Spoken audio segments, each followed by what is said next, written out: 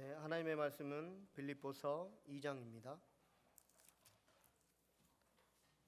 신약성경 빌립보서 2장 5절에서 11절까지의 말씀입니다. 신약성경 319면에 있습니다.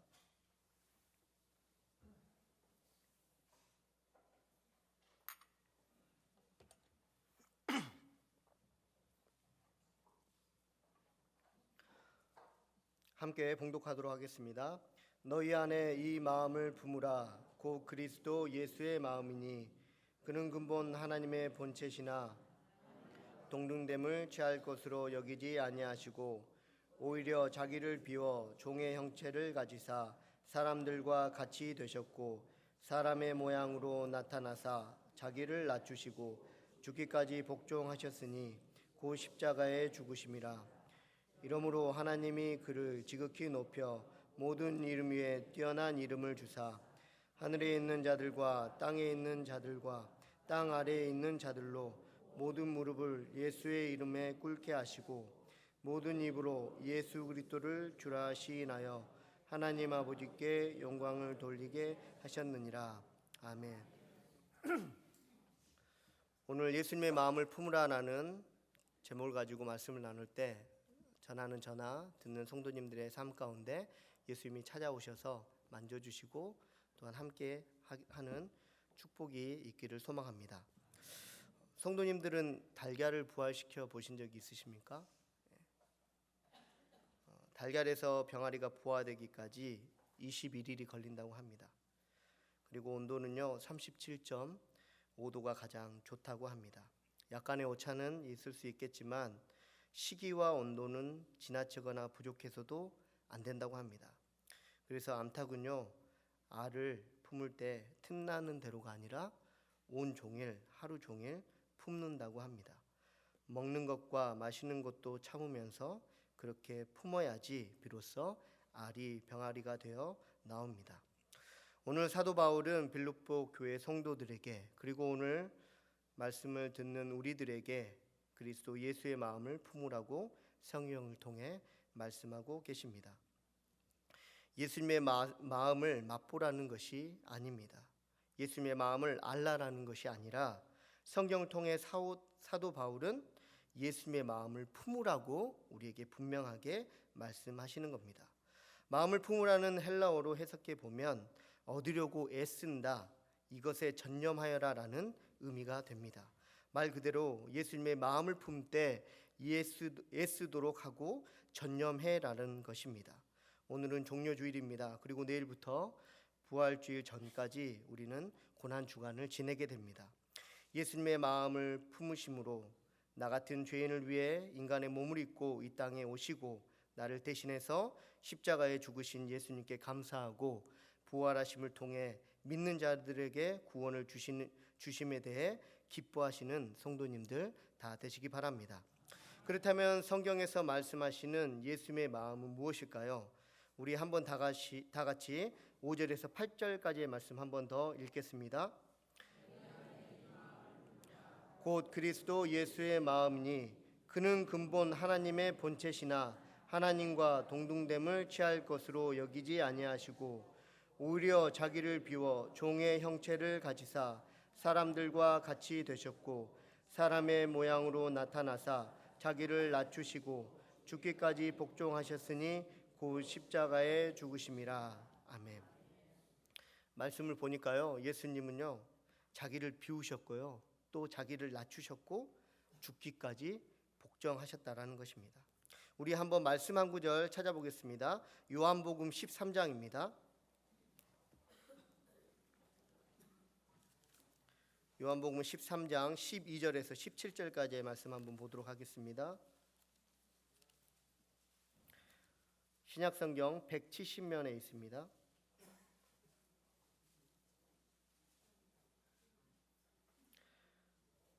네, 함께 봉독하도록 하겠습니다. 그들의 발을 씻으신 후에 옷을 입으시고 다시 앉아 그들에게 이르시되 내가 너희에게 행한 것을 너희가 아느냐? 너희가 나를 선생이라 또는 주라 하니 너희 말이 옳도다. 내가 그러하다. 내가 주와 또는 선생이 되어 너희 발을 씻었으니 너희도 서로 발을 씻어주는 것이 옳으니라. 내가 너희에게 행한 것 같이 너희도 행하게 하려 하여 본을 보였노라. 내가 진실로 진실로 너희에게 이르노니 종이 주인보다 크지 못하고 보냄을 받는 자가 보낸 자보다 크지 못하나니 너희가 이것을 알고 행하면 복이 있으리라. 아멘. 예수님께서 저녁을 잡수시고 나서 12 제자들에게 발을 씻기시는 그 모습이 요한복음 13장에 기록되어 있습니다. 여기에서 예수님께서 고백하는 것은요, 자신이 섬기는 자가 아니라 섬김 받는 자가 아니라 섬기는 자로 왔다라는 것입니다.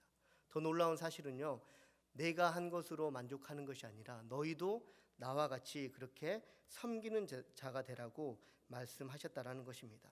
말씀을 종합해 보면요, 예수님께서 자신을 비우시고 자기를 낮추시고 죽기까지 복종하신 이유가 바로 섬기는 자이기 때문에, 그리고 섬기러 오신 분이셨기 때문에 그렇게 하셨다라는 것입니다. 이처럼 예수님께서는 섬김을 받는 분이 아니라 섬기는 분이셨습니다. 그리고 우리 또한 섬김 받는 자가 아니라 섬기는 자가 예수님께서는 되기를 원하신다라는 것입니다.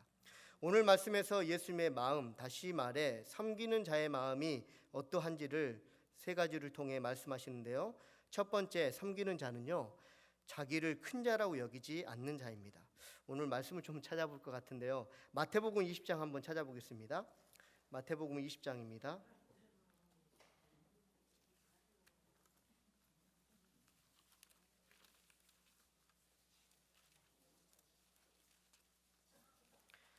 (25절에서 28절까지의) 말씀.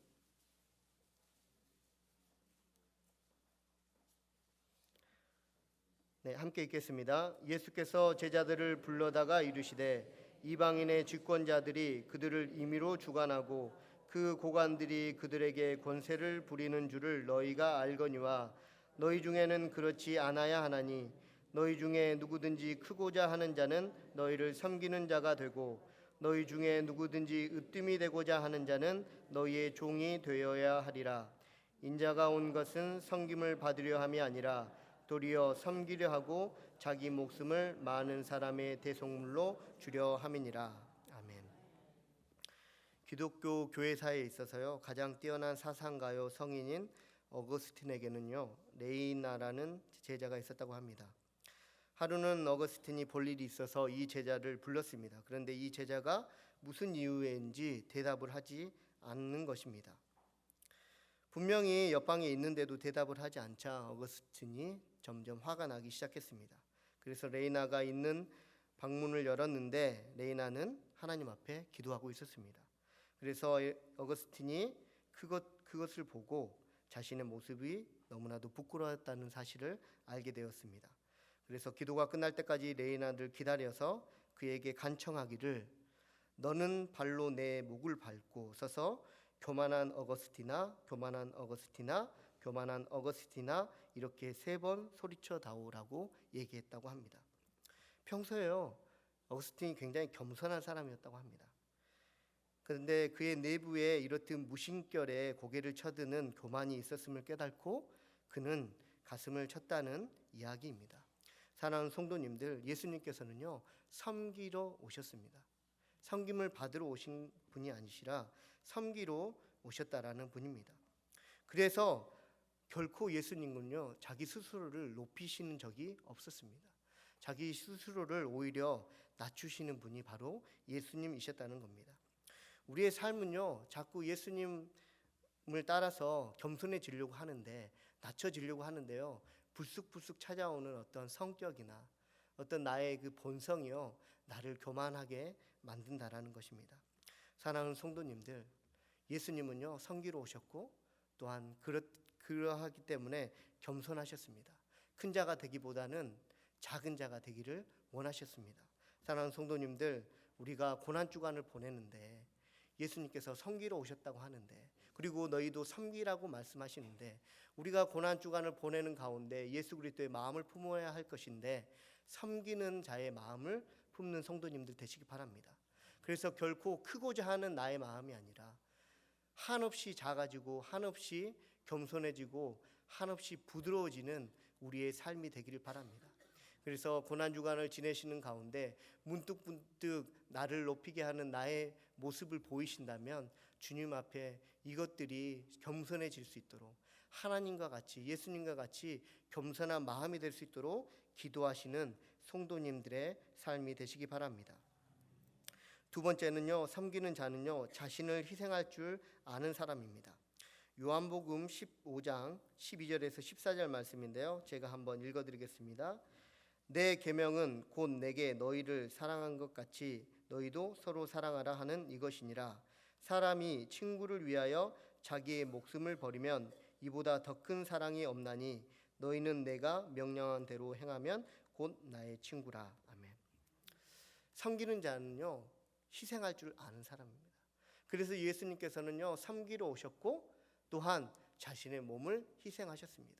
십자가에 달려 죽으시기까지 했지만요, 그거보다도 앞서 어린아이에게나 어떤 죄인에게나 어떤 자기를 모함하는 그 사람들에게도 자기를 희생할 줄 아는 분이셨다라는 것입니다.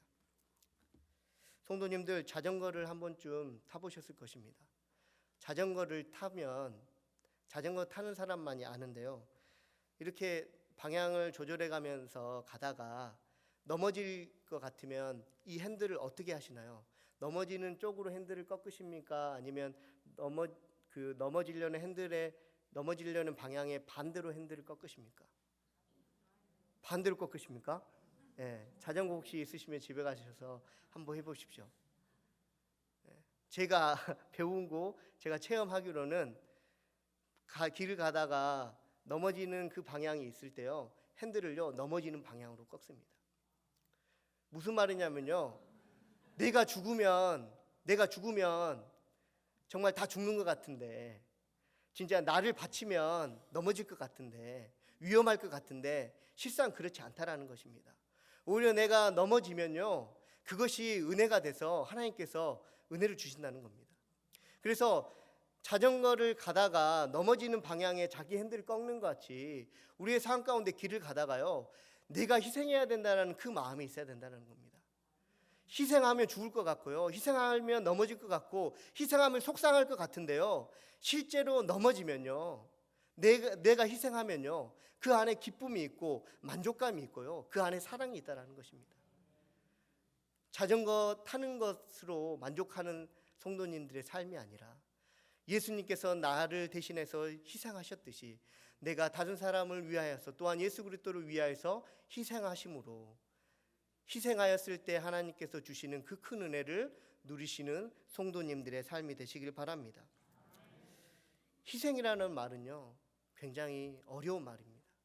우리가 할 수 없는 말이에요. 그래서 오늘 세 번째 말씀을 통해서 우리에게 가르쳐 주시는 것은요, 섬기는 자는요, 항상 하나님의 말씀에 순종한다라는 것입니다. 우리 빌립보서 본문 말씀 2장 9절에서 11절까지의 말씀 한번 읽어보도록 하겠습니다. 빌립보서, 함께 읽겠습니다. 시작. 이러므로 하나님이 지극히 그를 높여 모든 이름 위에 뛰어난 이름을 주사 하늘에 있는 자들과 땅에 있는 자들과 땅 아래에 있는 자들과 모든 무릎을 예수의 이름에 꿇게 하시고 모든 입으로 예수 그리스도를 주라 시인하여 하나님 아버지께 영광을 돌리게 하셨느니라. 아멘. 사랑하는 성도님들, 집에 계시는데 전화가 왔습니다. 마트에서 경품이 당첨됐다고 타가라고 전화가 왔습니다. 근데 마트가 한 30분 정도 걸립니다. 성도님들은 가시겠습니까? 가지 않으시겠습니까? 당연히 가죠.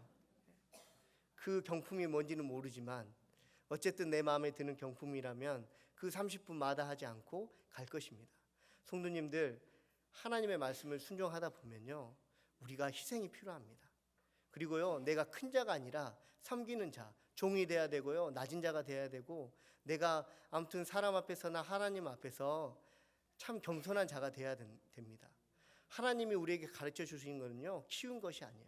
근데 놀라운 사실은요, 오늘 9절에서 11절까지에서 나오는 말씀처럼요, 그렇게 하는 사람에게, 예수님과 같이요 자기를 부인하고요 십자가를 지는 그 사람에게, 겸손한 사람에게, 항상 남을 섬기는 그 사람에게, 희생하는 그 사람에게요 하나님께서 언젠가 높이시겠다는 겁니다. 9절의 말씀처럼요 예수 그리스도를 지극히 높여 모든 이름 위에 뛰어난 이름을 주게 하셨고, 또한 하늘에 있는 자들과 땅에 있는 자들과 땅 아래에 있는 자들로 모든 무릎을 예수의 이름 앞에 꿇게 하시는 그 하나님께서요 우리가 겸손하게 있을 때, 섬기는 자로 있을 때, 희생하는 자로 있을 때요 하나님께서 우리를 사람들 앞에서나 하나님 앞에서 높여주신다는 겁니다. 30분 정도 걸리는 거리입니다. 불필요할 수 있어요. 불편할 수 있습니다. 그런데 가는 겁니다. 왜냐하면 가면 좋은 게 있는 거거든요. 그러니까 우리가 섬기는 자를 결코 외면하지 않는 성도님들 되시기 바랍니다. 결코 놓지 않는 성도님들 되시기 바랍니다. 희생하는 것을 어렵지만 참고 인내함으로 나아가시는 성도님들 되시기 바랍니다. 왜냐하면 반드시 그런 사람에게 하나님의 크신 은혜가 있기 때문입니다. 더더군다나 놀라운 사실은요 11절 말미에 있는데요, 하나님 아버지께 영광을 돌리게 하셨느니라라는 말씀이 있습니다. 부족한 우리가, 죄인된 우리가요 하나님의 영광이 된다라는 사실입니다. 섬기고자 하는 그 자리에 있을 때, 종의 자리에 있을 때, 희생의 자리에 있을 때, 하나님의 말씀에 순종할 때 하나님이 나를 통하여서 영광 받으시겠다라는 겁니다. 우리가 언제 하나님의 영광을 올려드릴 수 있겠습니까? 근데요 하나님은 놀랍게도 내가 순종할 때, 내가 순종의 자리를 지키고 있을 때, 희생의 자리를 붙들고 있을 때 하나님께서 나를 크게 여기시고 또한 하나님께서 영광을 받으신다고 성경을 통해 우리에게 말씀하시는 겁니다. 사랑하는 성도님들, 닭이요 알이 병아리가 되기까지 21일 동안 먹지도 않고 마시지도 않는다고 합니다. 그 알 가운데 항상 있다고 합니다. 오늘 사도 바울은요 예수 그리스도의 마음을 알라라고 얘기하는 것이 아니라, 너희가 그것들을 느껴라라고 얘기하는 것이 아니라 품으라고 얘기하십니다. 잊어버리지 말라라는 거예요. 항상 품은데 어떻게 잃어버릴 수 있겠습니까? 항상 내 마음 가운데 있는데 어떻게 그걸 외면할 수 있겠습니까? 우리가 고난 중간뿐만 아니라 예수님이 부르시는 그 순간까지 예수님께서 섬기시는 자로 계셨던 것처럼 우리도 섬기는 자로 서 있기를 소망합니다. 큰 자가 아니라 작은 자로 여길 때 반드시 하나님께서 우리를 하나님의 때에 높이시는 은혜가 있다는 사실을 기억하시는 성도님들 되시기 바랍니다. 희생한다고 여겼는데요, 실상은 희생이 하나님께 주시는 그 생명의 길로 나아간다는 사실을 기억하시는 성도님들 되시기 바랍니다. 희생의 자리는 어렵습니다. 섬기는 자리는 어렵습니다. 누군가를요 나보다 낮게 여긴다는 거 어렵습니다. 근데 그 어려움들을 해냈을 때, 그 어려움들의 길을 갔을 때, 예수님처럼 그 십자가, 나만의 십자가를 메고 갔을 때 예수님께서, 그리고 하나님께서 나를 크게 여기시고 무엇보다 하나님의 영광을 받으신다는 사실을 성도님들 기억하심으로 이 고난 주간 예수 그리스도의 마음을 품는, 섬기는 자의 마음을 가지고 이 한 주간을 보내시는 성도님들의 삶이 되시기 바랍니다. 기도하고 말씀 마치도록 하겠습니다. 사랑의 하나님 아버지, 감사합니다. 하나님 아버지, 우리로 하여금 그리스도 예수의 마음을 품으라고 말씀하여